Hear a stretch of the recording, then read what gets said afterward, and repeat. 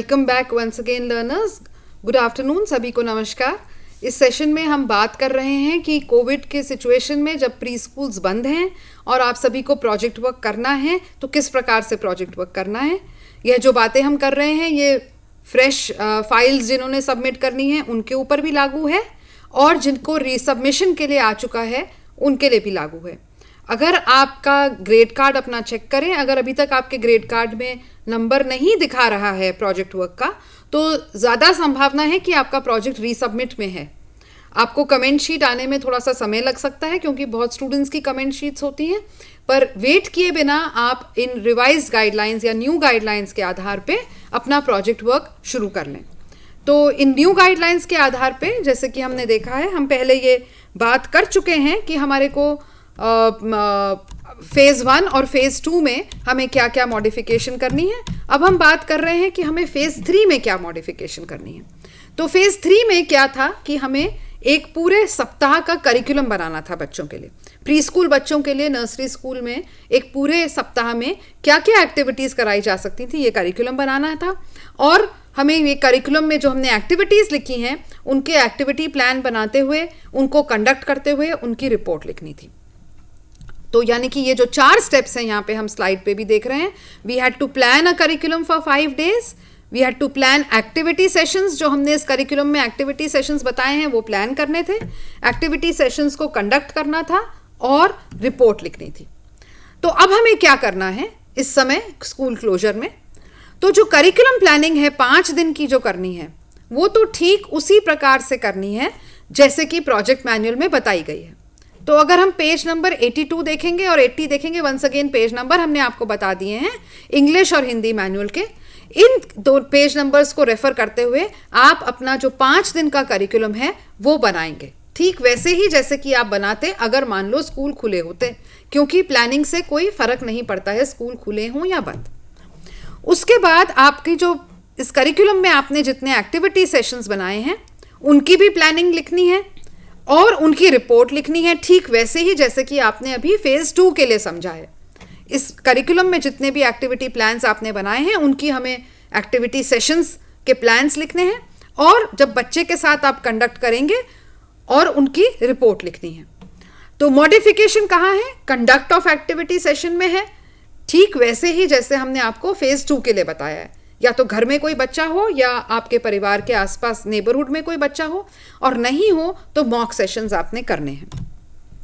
तो करिकुलम जो आप पहले जो बनाएंगे पहले हफ्ते में, इसमें कम से कम 3 और ज़्यादा से ज़्यादा 4 प्ले एक्टिविटीज़ होनी चाहिए, क्योंकि अक्सर जो बच्चों का प्री स्कूल सेंटर होता है 4 घंटे के लिए, 3, साढ़े 3, 4 घंटे के लिए चलता है। उसमें से लगभग 1-1.5 घंटा हम निकाल देते हैं फॉर जिनको हम कहते हैं रूटीन एक्टिविटीज़। सुबह का आना, प्रेयर, एक्सरसाइज, अटेंडेंस, ब्रेक, जाने के समय departure, toilet time, eating time. तो उसके बाद जो समय बचता है तो हम लगभग 3 प्ले एक्टिविटीज़ या 4 प्ले एक्टिविटीज़ कर पाते हैं। यानी कि पूरे 5 दिन में हमारे पास, अगर हम हर रोज़ 3 प्ले एक्टिविटीज़ करेंगे तो 5 दिन में हमारे पास 15 एक्टिविटीज़ हो जाएंगी, और अगर हम 4 प्ले एक्टिविटीज़ करेंगे तो 5 दिन में 20 एक्टिविटीज़ हमारे पास हो जाएंगी। तो यानी कि ये जो आपका फेज़ 3 का जो आपका करिकुलम है इसमें मिनिमम 3 और maximum of 4 activities every day होना चाहिए। यानी टोटल प्ले एक्टिविटीज़ जो आपने ये करिकुलम बनाया है ये 15 से 20 हमारी होनी चाहिए। और जैसे कि मैं बोल रही हूँ, प्रेयर, टॉयलेट और ब्रेक टाइम, इसको एक्टिविटी टाइम नहीं माना जाएगा। Play activity means proper play activities. Step 2 में ये जो आपकी पूरी 15 से 20 एक्टिविटीज़ हैं इनका आपको एक्टिविटी प्लान बनाना है, ठीक उसी तरह जैसे कि हमने आपको अभी फेज़ 2 के लिए डिस्क्राइब किया है। Once again planning has to be done, planning and writing of activity plan has to be done. मानो कि आप ग्रुप ऑफ चिल्ड्रन को प्री स्कूल में ही पढ़ा रहे होते, उसी प्रकार से प्लानिंग करनी है। आपको टीचिंग लर्निंग मटेरियल बनाना है, ठीक उसी तरह से हर एक्टिविटी के लिए, और वही हर एक्टिविटी प्लान और जो टीचिंग लर्निंग मटेरियल है वो गाइड को दिखाना है। तो आप एक दिन के, जब आप इस चरण पे पहुंचे तो आप पहले दिन के सारे एक्टिविटी प्लान्स गाइड से चेक करा लें, उसका TLM टीचिंग लर्निंग मटेरियल दिखा दें। फिर दूसरे दिन के एक्टिविटी प्लान्स बना के चेक करा लें और उसका TLM दिखा दें। इस प्रकार से हम उसे बांट बांट के काम करें। तीसरे स्टेप में हमें कंडक्ट करनी है एक्टिविटी, वही जैसे आपने फेज़ 2 में किया, या तो नेबरहुड में कोई बच्चा होगा। फर्क अब ये है कि फेज 2 में आप या तो बच्चे के साथ एक या ज्यादा से ज्यादा 2 एक्टिविटी कर रहे थे। अब क्योंकि ये तीसरा चरण है, थर्ड फेज, जहां पे आप एक्चुअली ये ट्रेनिंग कर रहे हैं कि मेरे पास अगर बच्चे पूरे दिन के लिए होते तो मैं क्या करती। नर्सरी स्कूल में होते तो आप पूरे दिन बच्चों को संभालते। अब नर्सरी स्कूल नहीं है, आपके पास केवल एक बच्चा है, परंतु हम प्रैक्टिस वही करेंगे।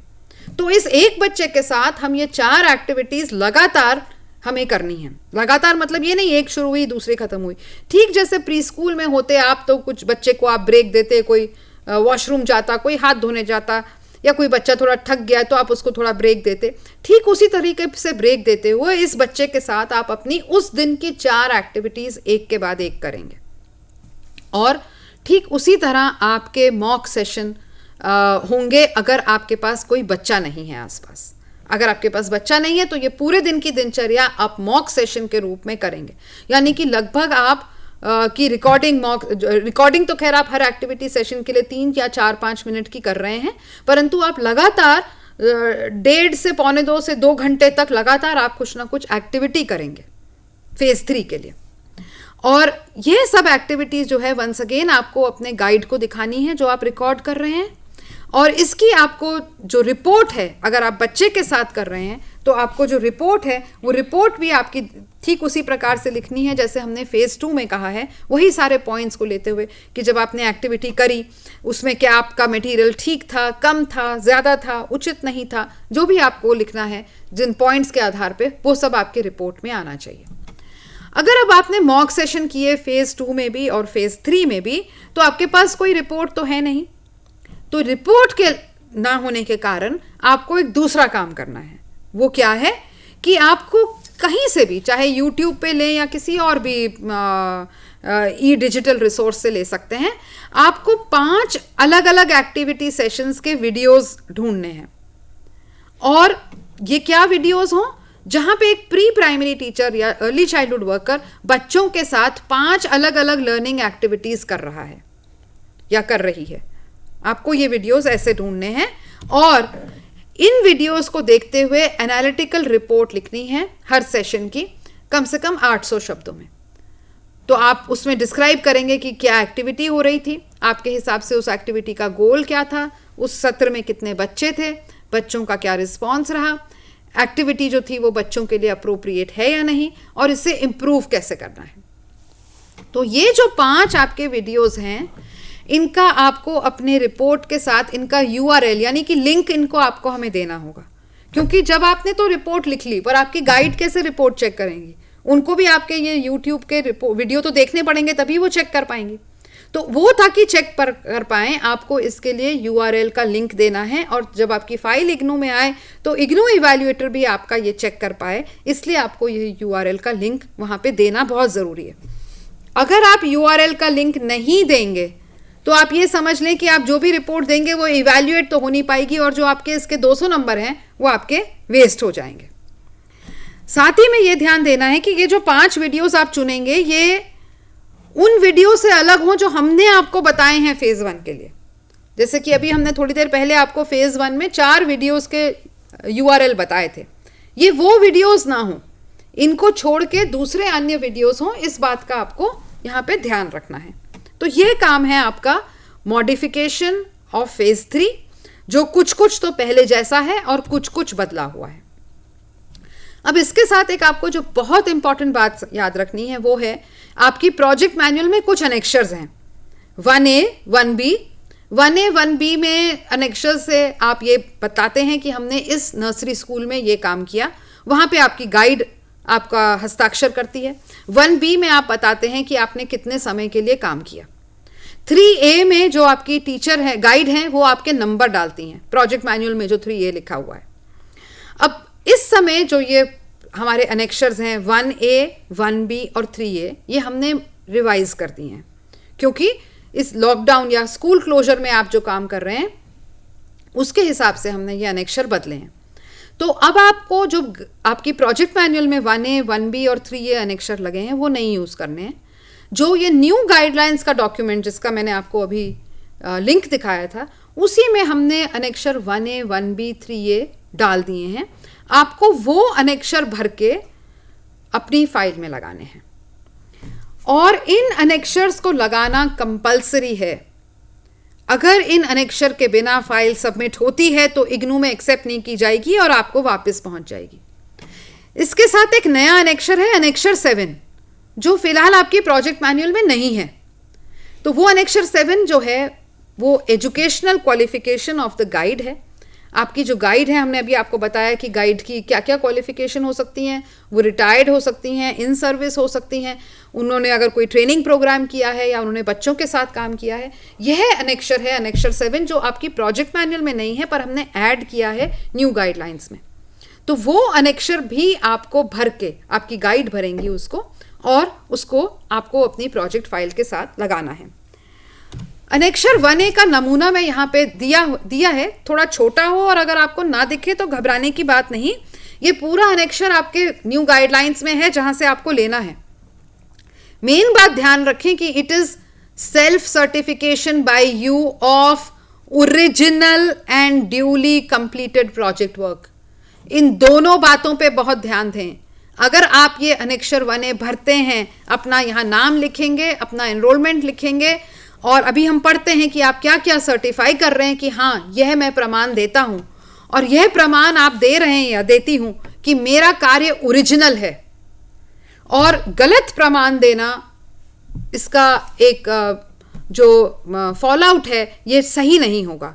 इसलिए आप ये बिल्कुल ध्यान दें कि आप काम ओरिजिनल करें और इस सर्टिफिकेट पे जो आप अपने आप को सेल्फ वेरीफाई कर रहे हैं, that I have done original work and I have completed my work. तो इसको देख लें आप क्या क्या कह रहे हैं। आप यह सर्टिफाई करेंगे कि मैंने 2 वीडियोस फेज 1 के एनालाइज किए। आप सर्टिफाई करेंगे कि आपने 30 एक्टिविटी सेशंस फेज 2 में प्लान किए, कंडक्ट किए। आपने फेज 3 में 5 दिन का करिकुलम बनाया और मिनिमम 15 और मैक्सिमम 20 एक्टिविटी सेशंस प्लान किए, कंडक्ट किए। आप सर्टिफाई करेंगे कि आपने 30 एक्टिविटी सेशंस की रिपोर्ट लिखी फेज 2 में और 15 से 20 एक्टिविटी सेशंस की लिखी फेज 3 में। या क्योंकि आपने पास बच्चा नहीं था और आपने मॉक सेशन किए इसलिए आप रिपोर्ट नहीं लिखे, तो आपने यूट्यूब के वीडियोस एनालाइज करे। तो 4A या 4B में से आपके लिए कौन सा सही उतरता है वो आपको वहां पे टिक करना है। आप प्रमाणित, आप सेल्फ सर्टिफाई करेंगे कि मैंने हर एक्टिविटी सेशन के 3 से 5 मिनट की रिकॉर्डिंग गाइड को दिखाई। आप सर्टिफाई करेंगे कि मैंने गाइड, बच्चे की फैमिली से वीडियो रिकॉर्ड करने की परमिशन ली और मैं इन वीडियो का इस्तेमाल किसी और की चीज़ के लिए नहीं करूंगी।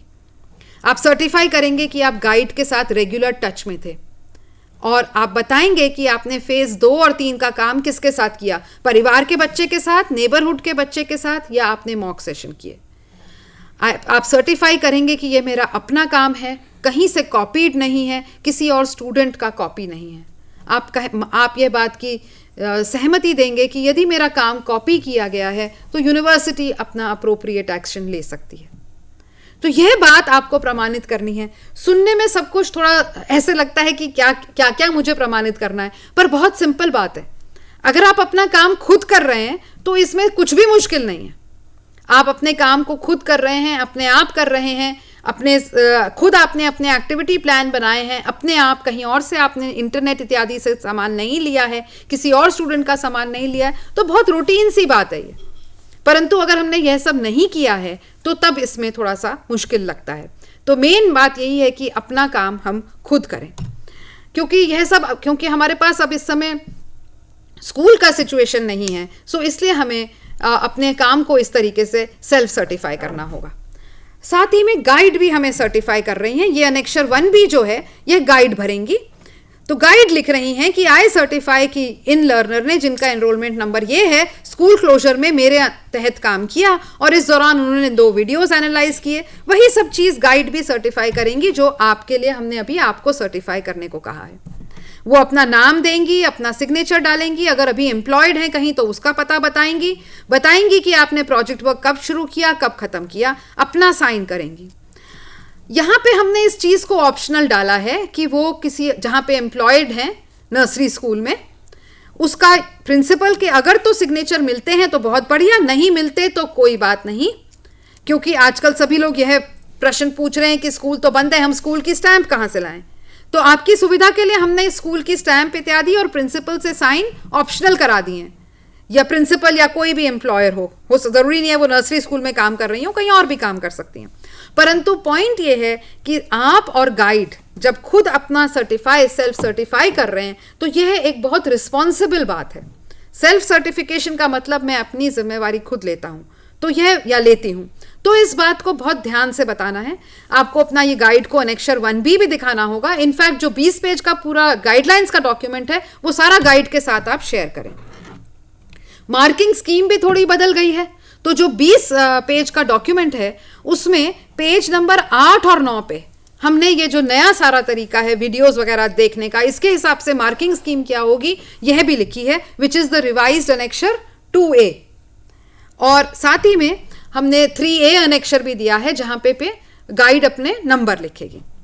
कुछ स्टूडेंट्स का पूछना था कि कई प्री स्कूल्स में ऑनलाइन क्लासेस हो रही हैं, तो क्या हम लोग भी उस ऑनलाइन क्लास में जुड़ के अपना प्रोजेक्ट वर्क ऑनलाइन बना लें? तो उसका जवाब है नहीं, क्योंकि ऑनलाइन सिखाने की प्रक्रिया अलग है। हमने आपको ऑनलाइन के लिए कोई ट्रेनिंग नहीं दी है, इसलिए आप किसी भी प्री स्कूल के साथ ऑनलाइन जुड़ के अपना प्रोजेक्ट वर्क नहीं बनाएंगे।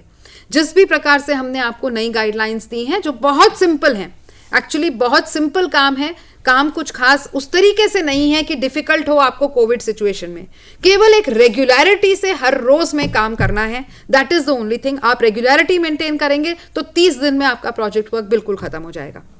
लास्ट डेट ऑफ सबमिशन की बात करते हैं क्योंकि सभी को यह बात बहुत चिंतित करती है। तो जो भी जनवरी 2020 के स्टूडेंट्स हैं या जो भी कोई स्टूडेंट पहली बार फाइल दे रहे हैं, तो अभी फाइल जमा कराने की आखिरी तारीख 15 दिसंबर है। इग्नू के पोर्टल पे देखते रहें, अक्सर तारीख बढ़ जाती है, परंतु मैं ये कह नहीं रही हूं कि बढ़ ही जाएगी, मैं केवल कह रही हूं कि अक्सर बढ़ जाती है। इग्नू की वेबसाइट पे देखते रहें, फिलहाल जो डेट है वो 15 दिसंबर है। इसके अलावा मान लो आपको लगता है कि नहीं मेरे पास तो समय बहुत कम है, अभी पता चला अभी मैं कैसे काम करूं, तो नो प्रॉब्लम, आपके पास 3 साल हैं काम करने के लिए, आप अगले साल में भी काम कर सकते हैं। हो सकता है अगले साल से प्री स्कूल अगर खुल जाते हैं तो जैसे पहले काम होता था उस प्रकार से काम किया जा सकता है। तो ये टोटली आपके ऊपर है, आपको कब तक करना है। रीसबमिट के जो स्टूडेंट्स हैं उनके लिए बहुत इंपॉर्टेंट बात जो मुझे कहनी है वो ये है कि आपको 30 दिन तो चाहिए ही प्रोजेक्ट वर्क करने में। 15 दिसंबर यूं आ खड़ा, अभी 13 दिन ही रह गए हैं 15 दिसंबर में, तो फटाफट अपनी प्रोजेक्ट वर्क करके किसी ना किसी तरह 15 दिसंबर को सबमिट करें। यह मत सोचिएगा आपके लिए विशेष यूनिवर्सिटी टाइम बढ़ाएगी। आप 30 दिन के अंतर्गत नियमित तरीके से as required in the project manual सही समय लेकर सही एक्टिविटी प्लान्स रिपोर्ट लिखते हुए सही काम दोबारा सबमिट करिए। क्योंकि देखिए आपके पास 3 साल का पीरियड है, प्रोजेक्ट वर्क अगर उचित नहीं पाया जाएगा तो फिर रीसबमिशन में चला जाएगा। इसलिए कोई जल्दबाजी मत करिए कि 15 दिसंबर को हमें सबमिट करना है, नहीं। हम भी इग्नू में चाहते हैं कि सभी रीसबमिट स्टूडेंट्स इस बार सबमिट करें तो पास हो जाएं।